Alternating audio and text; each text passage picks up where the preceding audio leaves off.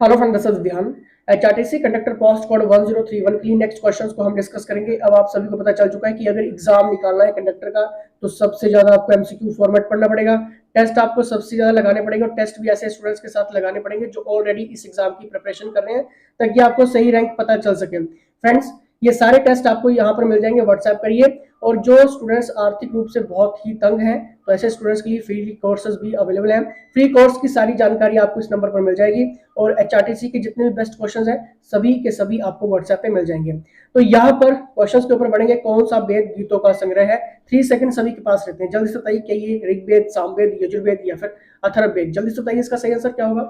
Friends, इसका सही answer होगा ऑप्शन नंबर बी, यानी कि सामवेद। आपको सारे ही वेदों का पता होना चाहिए, ठीक है। मैं आपको की फैक्ट यहाँ पर बता देता हूँ। देखिए, ऋग्वेद में क्या क्या है। सबसे प्राचीनतम रूप इसको कहा गया, सबसे पुराना वेद इसको कहते हैं, ठीक है।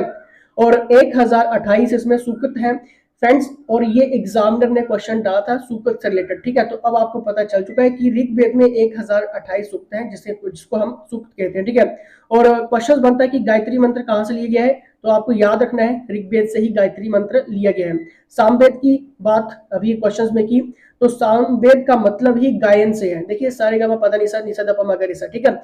मतलब गायक, ठीक है। गायक इन द सेंस की जितने भी शास्त्रीय संगीत हो गए, नृत्य हो गए, ठीक है, इसको हम कहाँ से रिलेट करते हैं? सामवेद से रिलेट करते हैं, ठीक है। जितना भी म्यूजिक हो गया, ठीक है, संगीत हो गया, ठीक है, नृत्य हो गया, ये सारा का सारा सामवेद से है।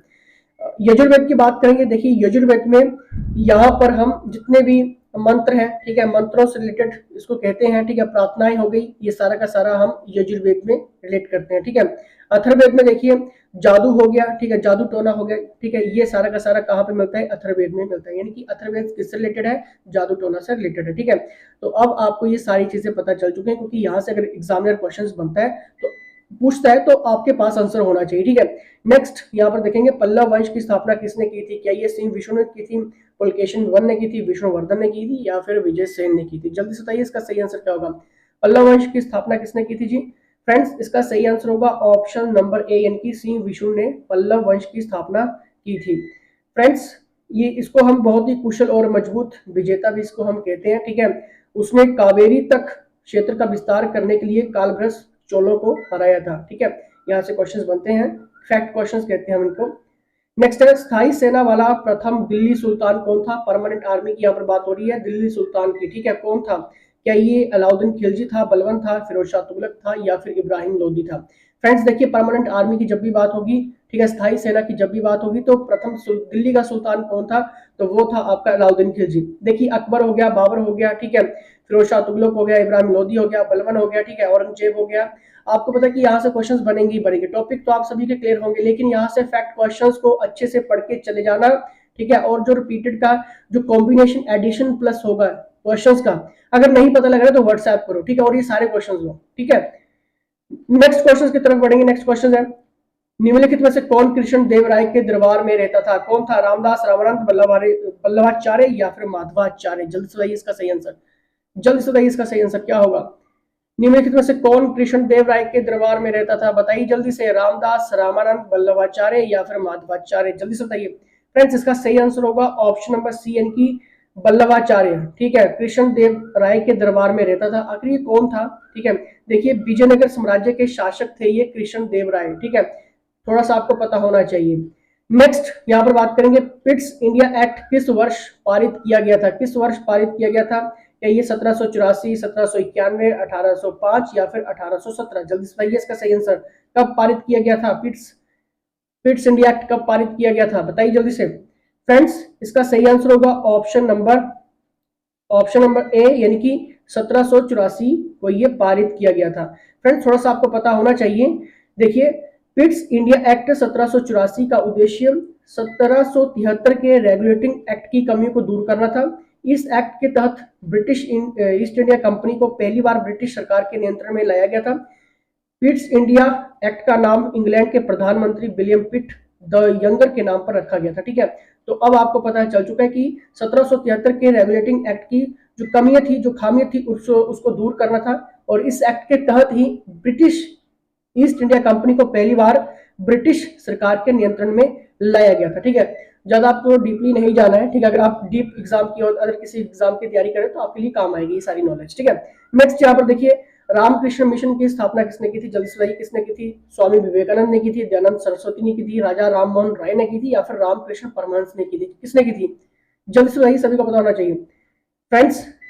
जल्दी से बताइए, इसका सही आंसर होगा ऑप्शन नंबर ए, यानी कि स्वामी विवेकानंद ने किसकी स्थापना की थी, रामकृष्ण मिशन की स्थापना की थी, ठीक है। अब देखिए थोड़ा सा आपको पता होना चाहिए, रामकृष्ण मिशन एक हिंदू धार्मिक और आध्यात्मिक संगठन है जिसकी स्थापना 1 मई 1897 को स्वामी विवेकानंद द्वारा की गई थी। और इसका संगठन अगर आपसे एग्जामिनर पूछता है तो आपको याद रखना है बेलूर मठ हावड़ा में, ठीक है, और ये वेस्ट बंगाल में, ठीक है, आपको पता होना चाहिए। नेक्स्ट क्वेश्चंस की तरफ बढ़ेंगे। नेक्स्ट क्वेश्चन आपकी स्क्रीन के सामने है, नौटंकी किस भारतीय राज्य का लोक नृत्य है, बताइए। Nautanki is a folk dance of which Indian state, बताइए जल्दी से। एचपी, यूपी, एमपी या फिर महाराष्ट्र, जल्दी बताइए फ्रेंड्स। इसका सही आंसर होगा ऑप्शन नंबर बी, यानी कि यूपी, ठीक है। भारतीय जो राज्य का लोक नृत्य नौटंकी कहाँ से रिलेटेड है, आपका यूपी से है, ठीक है फ्रेंड्स। होता क्या है इसमें, ये एक लोक स्वांग सदृश थिएटर का रूप है, ठीक है। मतलब फोक डांसर्स अपनी अपनी लैंग्वेज में गाने गाए जाते हैं और उसके ऊपर अभिनय भी किया जाता है, डांस वगैरह भी किया जाता है, ठीक है। नेक्स्ट हम यहाँ पर बात करेंगे, नेक्स्ट क्वेश्चन है, कौन सा ग्रह भोर का तारा कहलाता है, यानी कि यहाँ पर बात हो रही है मॉर्निंग स्टार। अगर आपसे मॉर्निंग स्टार पूछते हैं, इवनिंग स्टार पूछते हैं, तो आपको पता होना चाहिए, क्योंकि एग्जामिनर कंफ्यूज करता है कि ये विनस है, मार्स है, जुपिटर है या फिर सैटर्न है, कौन सा ग्रह भोर का तारा कहलाता है। वेरी वेरी इंपॉर्टेंट क्वेश्चन, जल्दी बताइए इसका सही आंसर फ्रेंड्स। इसका सही आंसर होगा ऑप्शन नंबर ए, यानी कि विनस, शुक्र। अब देखिए शुक्र ग्रह यानी कि वीनस को कभी कभी शाम का तारा या फिर सुबह का तारा, ठीक है। अगर इवनिंग स्टार पूछते हैं या फिर मॉर्निंग स्टार पूछते हैं, आपको पता होना चाहिए शुक्र ग्रह को ही कहते हैं वीनस, बस इतना याद रखो, ठीक है। नेक्स्ट हम यहाँ पर बात करेंगे, नेक्स्ट क्वेश्चन है, ताप प्रतीपन की घटना पृथ्वी के वायुमंडल में किस परत में होती है। देखिए काफी इंपॉर्टेंट टॉपिक है ये, काफी इंपॉर्टेंट क्वेश्चंस यहाँ से पूछा जाता है, ठीक है। जितना भी एटमॉस्फेयर है, ठीक है, एटमॉस्फेयर की जितनी भी लेयर्स हैं, ठीक है, उन लेयर्स में क्या क्या घटनाएं होती हैं, ठीक है, और क्या क्या उनमें चीजें पाई जाती हैं, ठीक है, ये आपको पता होना चाहिए। मैं आपको यहाँ पर सब कुछ बता दूंगा, ठीक है, जिससे कंफ्यूजन आपकी दूर हो जाए। लेकिन यहाँ पर बात हो रही है कि घटना पृथ्वी के वायुमंडल के किस परत में होती है, जो ताप प्रतिपन है, ठीक है, वो कहाँ पे होती है, जल्दी से बताइए। क्या ये आइनोस्फेयर, ट्रोपोस्फेयर, स्ट्रेटोस्फेयर या फिर मेसोस्फेयर, आयन मंडल, क्षौभ मंडल, सप्ताह मंडल या फिर मध्य मंडल। फ्रेंड्स ये घटना कहाँ पे होती है, ये घटना होती है आपकी क्षौभ मंडल, ट्रोपोस्फेयर में। यहाँ पर कुछ आपको मैं यहाँ पर बता देता हूँ, वायुमंडल क्या है, व्हाट इज एटमॉस्फेयर। देखिए एग्जामिनर क्वेश्चन पूछता है आपके एग्जाम में, आपको याद रखना है 78% नाइट्रोजन है हमारे एटमॉस्फेयर में, 21% ऑक्सीजन है, और शेष 1% organ, carbon dioxide, neon, helium आदि गैसें इसमें शामिल है। और यहीं से एग्जामिनर क्वेश्चन पूछता है, ठीक है। और पृथ्वी की वायुमंडल की परतें की जब भी बात करेंगे तो अब आपको पता होना चाहिए कि उन परतों में क्या क्या खास है, क्या क्या चीजें हैं, ठीक है, और ये चीजें रहती हैं, ठीक है। अभी आपको पता है। देखिए अगर मैं आपको इमेजेस के जरिए समझाने की कोशिश यहाँ पे करता हूँ ताकि अब आपको थोड़ा सा और क्लियर हो जाएगा, ठीक है। ट्रोपोस्फेयर में देखिए, ट्रोपोस्फेयर हो गया आपका, स्ट्रेटोस्फेयर हो गया, ठीक है, मेसोस्फेयर हो गया, थर्मोस्फेयर हो गया, एक्सोस्फेयर हो गया, ठीक है। ये कुछ इस टाइप का रहता है, ठीक है। अब देखिए यहाँ पर मैं अभी आपको एक चीज बताता हूँ, यहाँ पे देखिए आपको कितना याद रखना है इसमें, क्या क्या चीजें। देखिए क्षोभमंडल ये वायुमंडल की सबसे ऊंची परत है, ठीक है। इस परत में बादल, बर्फ, बारिश होते हैं, ठीक है, आपकी ट्रोपोस्फेयर में, क्लियर है। और नेक्स्ट देखते हैं ट्रोपोस्फेयर में और क्या क्या चीजें हैं, जितना आपको पता होना चाहिए। ये सारी चीजें आप स्क्रीन पॉज भी कर सकते हैं या फिर स्क्रीनशॉट ले सकते हैं, ठीक है। इसमें क्या क्या चीजें इंपॉर्टेंट है ये थोड़ा सा आप पढ़ लेना, ठीक है, ताकि आपको पता चल जाए कि स्ट्रेटोस्फेयर में क्या क्या है। देखिए स्ट्रेटोस्फेयर में क्या क्या है, देखिए जल्दी से पढ़िए इस सब चीजों को, स्ट्रेटोस्फेयर में क्या क्या है।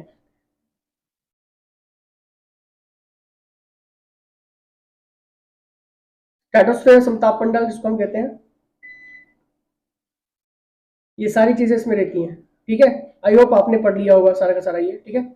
मेसोस्फेयर में पढ़िए, मेसोस्फेयर लेयर में क्या क्या है, ठीक है। और थर्मोस्फेयर में क्या क्या है, थर्मोस्फेयर लेयर में क्या क्या है आपका, और नेक्स्ट एक्सोस्फेयर और आइनोस्फेयर, एक आपका हो गया आइनोस्फेयर, ठीक है। ऑप्सो आपको पता चल चुका होगा, ठीक है, कि ये कितना इंपॉर्टेंट क्वेश्चन थे ये, ठीक है। नेक्स्ट देखिए यहाँ पर, बेल्ट किस देश के घास के मैदान है, बताइए जल्दी से बताइए, बेल्ट किस देश के घास के मैदान है, और ये क्वेश्चंस बनते हैं। देखिए इसका सही आंसर होगा ऑप्शन नंबर डी, यानी कि साउथ अफ्रीका। फ्रेंड्स, आपको और क्या क्या पता होना चाहिए कि जितने भी घास हैं ये पता होना चाहिए कि ये कहाँ कहाँ पे है, जैसे पंपास के घास, अर्जेंटीना प्रेरी के घास, ठीक है, अमेरिका बेल्ट के घास, दक्षिण अफ्रीका डाउन्स के घास, ऑस्ट्रेलिया में ये मिलते हैं, ठीक है। अगर क्वेश्चन आएगा तो यहाँ से ही आता है, ठीक है, कंडक्टर के एग्जाम में। नेक्स्ट यहाँ पर देखिए कौन सा क्वेश्चन है, कौन सी एक गर्म समुद्री धारा है, वेरी वेरी इंपॉर्टेंट क्वेश्चन है ये, ठीक है, जल्दी से बताना है। क्या ये कैलिफोर्नियन धारा है, पयाशियो धारा है, लैब्राडोर धारा है, या फिर क्रोशियो धारा है, जल्दी बताइए इसका सही आंसर। फ्रेंड्स, इसका सही आंसर होगा ऑप्शन नंबर डी, यानी कि क्रोशियो धारा जो है वो सबसे गर्म धारा है, ठीक है। और ये कहां पर पाई जाती है, इसको फ्रेंड्स इंपॉर्टेंट याद रखना है, इसको जापान करंट भी कहा जाता है, ठीक है। उत्तरी प्रशांत महासागर के पश्चिम में एक उत्तर बहने वाला महासागर क्रोशियो करंट है, जिसे जापान करंट भी कहा जाता है। तो ये क्रोशियो धारा, और ये एग्जामिनर ने क्वेश्चन पूछा भी था। नेक्स्ट हम यहाँ पर बात करेंगे, बद्रीनाथ किस नदी के किनारे स्थित है, जल्दी से बताइए इसका सही आंसर। बद्रीनाथ कहां पे स्थित है, ऑप्शन नंबर डी, यानी कि अलकनंदा। फ्रेंड्स, बद्रीनाथ अथवा बद्रीनारायण मंदिर भारतीय राज्य के उत्तराखंड के चमोली जनपद में अलकनंदा नदी के तट पर स्थित एक हिंदू मंदिर है, आपको पता होना चाहिए। नेक्स्ट यहाँ पर देखेंगे, सिंघाना पट्टी किस खनिज के लिए प्रसिद्ध है, खेतड़ी सिंघाना की यहाँ पर बात हो रही है। आयरन, मैग्नीज, क्रोमाइट या फिर कॉपर, खेतड़ी सिंघाना पट्टी किस खनिज के लिए प्रसिद्ध है, किसके लिए प्रसिद्ध है भाई, कॉपर के लिए प्रसिद्ध है, ठीक है, option number D is the right answer, ठीक है। और राजस्थान जो है वो खनिज संसाधन की दृष्टि से एक संपन्न राज्य भी है, ठीक है, और भी बहुत कुछ यहाँ पर पाया जाता है।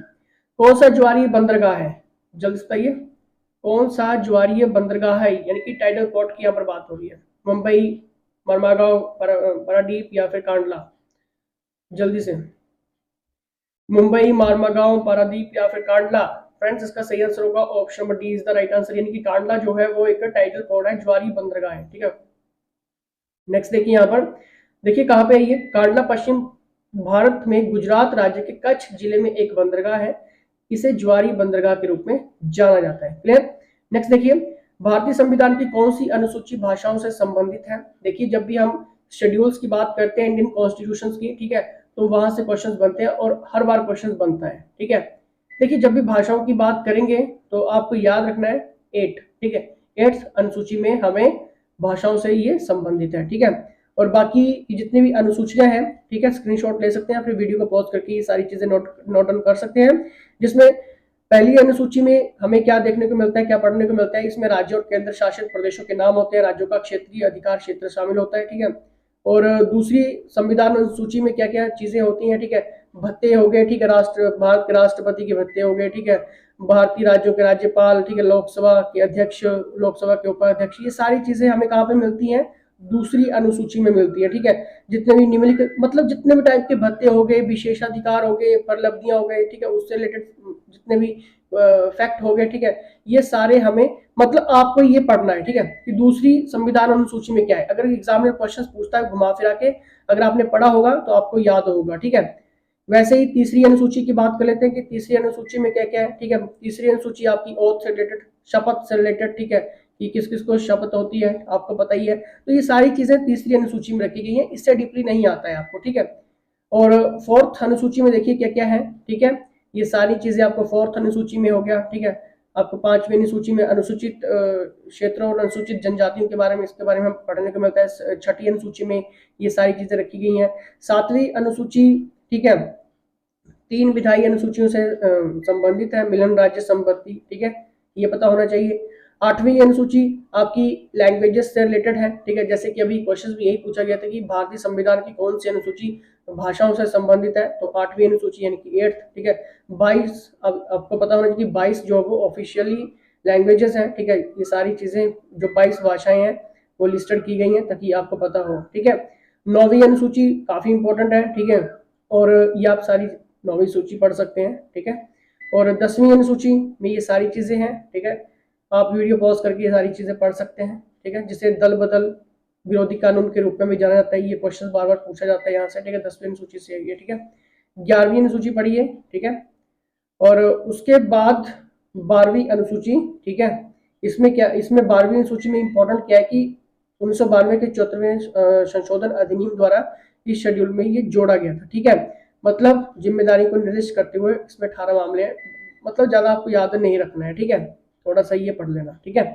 नेक्स्ट यहाँ पर देखिए, नेक्स्ट क्वेश्चन है सार्वजनिक खजाने का संरक्षक कौन होता है, यानी कि यहाँ पर बात हो रही है सार्वजनिक खजाने का संरक्षक कौन होता है, यानी कि गार्डियन ऑफ पब्लिक पर्स कौन होता है। क्या ये फाइनेंस कमीशन होता है, प्रेसिडेंट, फाइनेंस मिनिस्टर, या फिर कैग, कौन होता है।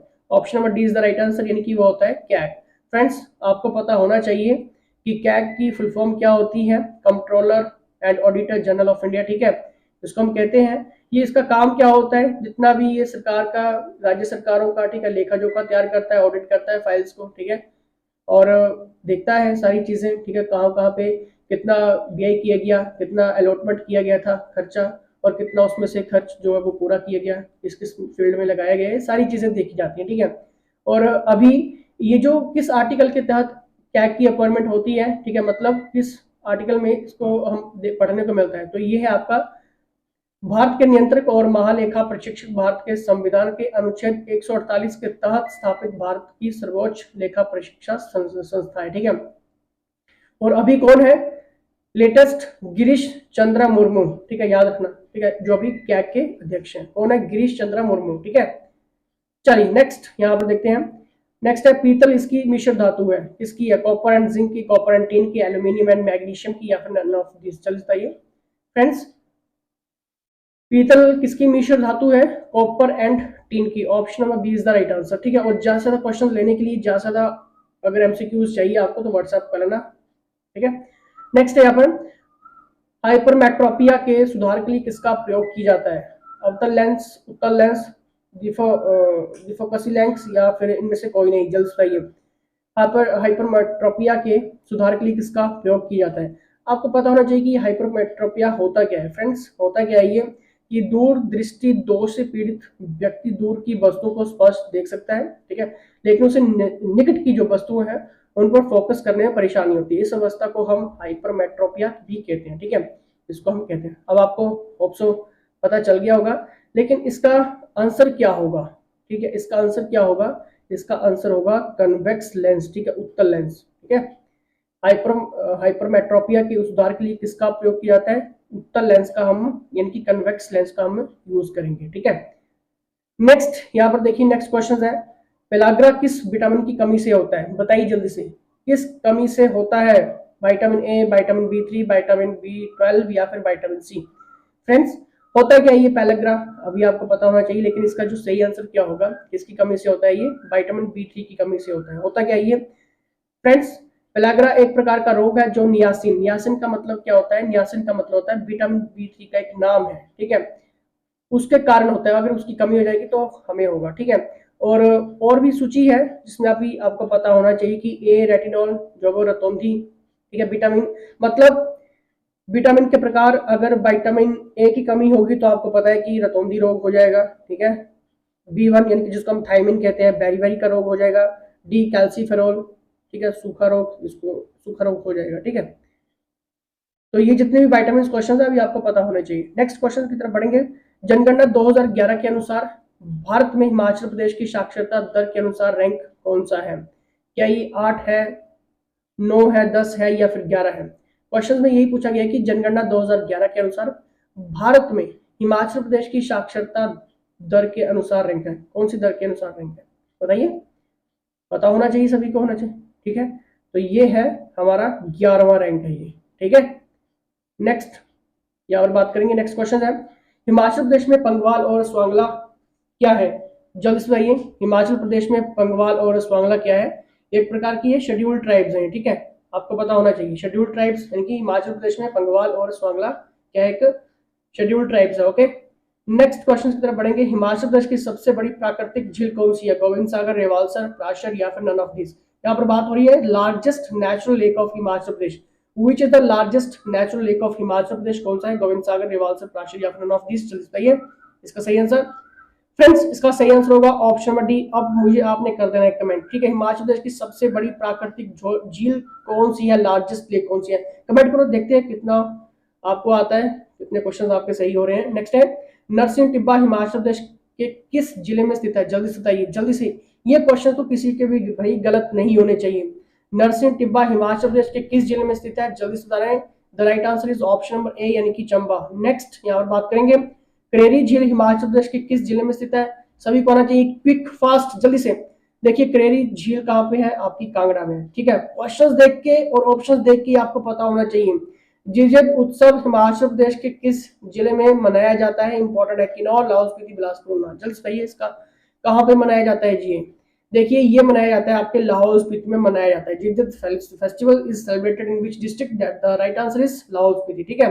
नेक्स्ट यहाँ पर बढ़ेंगे, नेक्स्ट क्वेश्चन है शेचू मेला हिमाचल प्रदेश में किस जिले में मनाया जाता है? जल्दी से बताइए, जल्दी से बताइए कहाँ पे मनाया जाता है? जल्दी से। हमीरपुर, सिरमौर, मंडी, लाहौल स्पीति। तो ये मनाया जाता है आपका मंडी में मनाया जाता है, ठीक है। और ये तो क्वेश्चंस भाई सीधी सी बात है आपके गलत नहीं होने चाहिए, ठीक है। और ज्यादा से ज्यादा क्वेश्चंस लेने के लिए आप व्हाट्सएप कर सकते हैं। क्यारदा दून घाटी हिमाचल प्रदेश के किस जिले में स्थित है? जल्दी से बताइए कहाँ पे है क्यारदा दून? क्या ये सोलन, सिरमौर, शिमला या फिर किन्नौर? जल्दी से बताइए। देखिए क्यारदा दून वैली जो है वो हिमाचल प्रदेश के किस डिस्ट्रिक्ट में है? सिरमौर में है, ठीक है। Option B is the right answer. अगर आपका आंसर सही हुआ तो वेल डन। नेक्स्ट क्वेश्चन की तरफ बढ़ेंगे। हिमाचल प्रदेश का सबसे बड़ा वन्य जीव अभ्यारण्य कहाँ पे है? बताइए जल्दी से, बताइए कहाँ पे है? शिल्ली, रनका कुर्ती या फिर किब्बर? जल्दी से बताइए। लार्जेस्ट वाइल्ड लाइफ सेंचुरी की बात हुई है हिमाचल प्रदेश में, कहाँ पे है? किब्बर में है, ठीक है। नेक्स्ट यहाँ पर बात करेंगे, नेक्स्ट क्वेश्चन की तरफ चलेंगे। नेक्स्ट है यहाँ पर बुशहर रियासत की स्थापना किसने की थी? किसने की थी जी बुशहर रियासत की स्थापना? ये की थी आपकी प्रद्युम्न ने, ठीक है। Option number C is the right answer. Friends HP के हम अलग से क्वेश्चंस भी डिस्कस करते हैं सभी एग्जाम के लिए, जहाँ पे हम डिस्क्रिप्टिव भी साथ साथ में पढ़ते हैं, ठीक है। तो सीरीज को भी फॉलो किया करें, यूट्यूब पे ही आती है, ठीक है। जसवा रियासत की राजधानी थी? राजपुर, हाटकोटी, हलोग या फिर हरिपुर? जल्दी से बताइए कहाँ पे थी? जसवा रियासत की राजधानी थी आपकी राजपुर में, ठीक है। और अब तो भाई क्वेश्चंस गलत नहीं होने चाहिए, एग्जाम आपका बहुत जल्दी हो जाएगा। रघुपुरगढ़ किला हिमाचल प्रदेश के किस जिले में स्थित है? रघुपुरगढ़ की यहाँ पर बात हो रही है, कहाँ पे है जी? तो ये है आपका कुल्लू में, ठीक है। Option number C is the right answer. Next यहाँ पर देखिए, नेक्स्ट क्वेश्चन है हिमाचल प्रदेश के किस व्यक्तित्व को लोकप्रिय रूप से कविराज कहा जाता था? वेरी वेरी इंपॉर्टेंट क्वेश्चन है ये। किसको कहा जाता था जी? क्या ये पद्मदेव को, वाईएस परमार को, जनरल जोरावर सिंह को, कृष्णानंद स्वामी को? किसको कहा जाता था? तो ये कहा जाता था कविराज, इसको पद्मदेव को कहा जाता था, ठीक है। नेक्स्ट यहाँ पर बढ़ेंगे, नेक्स्ट क्वेश्चन है हिमाचल सड़क परिवहन निगम किस वर्ष अस्तित्व में आया? किस वर्ष आया था जी? क्या ये 71, 72, 73 या फिर 74? फ्रेंड्स याद रखना ये आया था आपका 74 में, 24 सितंबर 1974। डायरेक्ट आपको पता होना चाहिए पूरा का पूरा, ठीक है। चित्कारा यूनिवर्सिटी कहाँ पे है? सभी को पता होगा, ठीक है। पालमपुर, भंगनाघाट या फिर कालू झंडा या फिर बाथू, कहाँ पे है? इसका सही आंसर आपने मुझे करना है कमेंट, ठीक है। चित्कारा विश्वविद्यालय हिमाचल प्रदेश में किस स्थान पर है? कमेंट करिए जरा, देखते हैं। फॉर मोर क्वेश्चंस सिंपल सी बात है, यहाँ पर व्हाट्सएप करिए। और अगर आर्थिक तंगी है किसी भी टाइप की तो फ्री कोर्सेज भी ऐसे स्टूडेंट्स के लिए अवेलेबल है। और आपको सभी को पता है कि अगर एग्ज़ाम निकालना है तो कोर्स इंपॉर्टेंट रहेगा, एमसीक्यू कोर्स बहुत इंपॉर्टेंट रोल प्ले करेगा।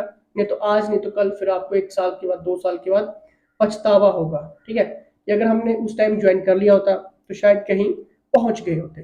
तो वो चीज़ ना आप कभी सोच पाओ तो यहाँ पर व्हाट्सएप एक बार कर लेना, हो सकता है आपकी लाइफ बन जाए। फिलहाल इसके साथ जय हिंद, जय हिमाचल।